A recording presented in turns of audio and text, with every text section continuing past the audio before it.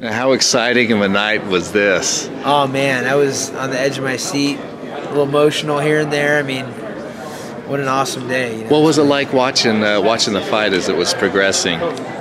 You know, it was kind of surreal. You know, we all had a lot of confidence in TJ, and we know what he can do. He's one of the guys that brings, you know, fight day performances to practice every day. You know, he's been visualizing his practice. He uses TJ a lot during, you know, talks with the team as an example of how to do things, and to see him put his best foot forward and have the performance he did was awesome.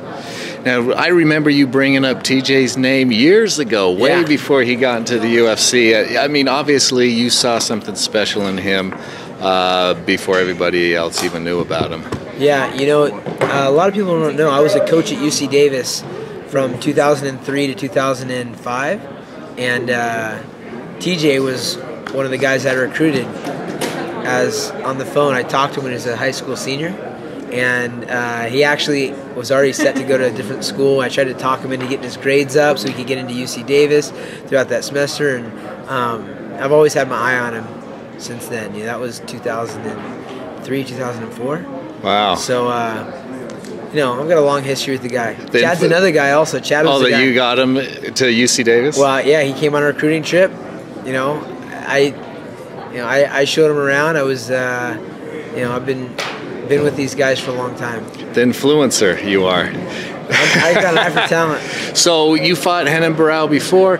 What are some of the things that you talked to TJ in leading up to help him with his win? Well, I told him first and foremost, I've seen the way that Nova Niao trains, and they train in a very small space, and he's not used to using the whole cage, you know.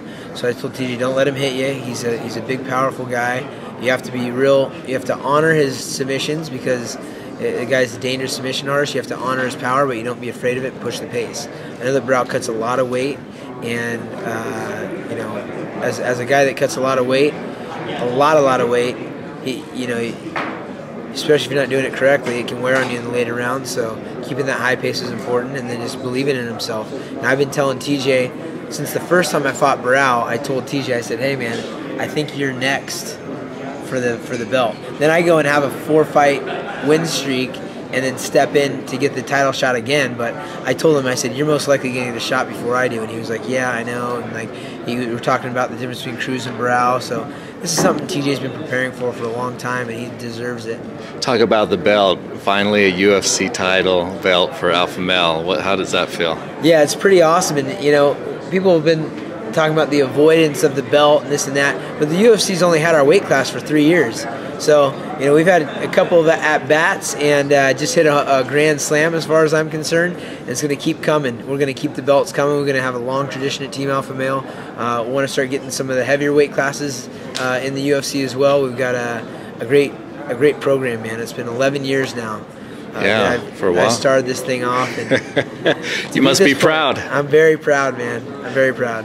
So Dana mentioned, somebody asked about you fighting TJ, and TJ said no, and Dana is supportive of that. How do you feel? Of course he is. He says he's going to talk to me, and I'm going to tell him no. So, I mean, if not much conversation there. Yeah. So, I mean, here's the deal. If they make an offer that'll change TJ in my life, and TJ asked me as a favor to do it, then I would fight TJ. We fight each other every day in practice. Right. That's most likely not going to happen. You know. All right. We'll see. What kind of an offer would change your life? I don't know. I mean, I mean, I don't mean changing my life, but like, you know, something that made TJ be like, dude, we got to do this, man. Fighting in Dallas Stadium? I don't care about that, no. Money, a certain money amount? I don't know. I'm saying if they offered TJ something, TJ asked me to do it as a favor, I would say right. Yeah. You know, it'd be a passing of the torch kind of deal where we say, all right, let's go in there and scrap. Probably, you know, something I really don't want to do actually, and I don't think it'll happen. You know, I've got a lot of fights ahead of me here. That got one, you know, the next fight, Alex Caceres, and then after that, they're talking about some other fights. I want to fight Dominic Cruz again. I'd like to get that third fight with Barão because I feel like the last one was stopped short. I've got a lot of fights out there. How disappointing is it that Dominic's had such a hard time getting back with his injuries? Man, the biggest thing is it's probably disappointing for him. I mean, this is what we do for a living, and you feel for a guy. I know he trains really hard, and can't stay healthy. That's unfortunate. There's some big matchups. I know. He's already a bitter guy with a chip on his shoulder. I can only imagine when he's sitting at home just fuming over the new era just coming in here. So I wish the best for Cruz. I hope he heals up and we can see him again. And I believe he will. He's a stubborn bastard. All right. Hey, thanks for talking with us. You got it, man.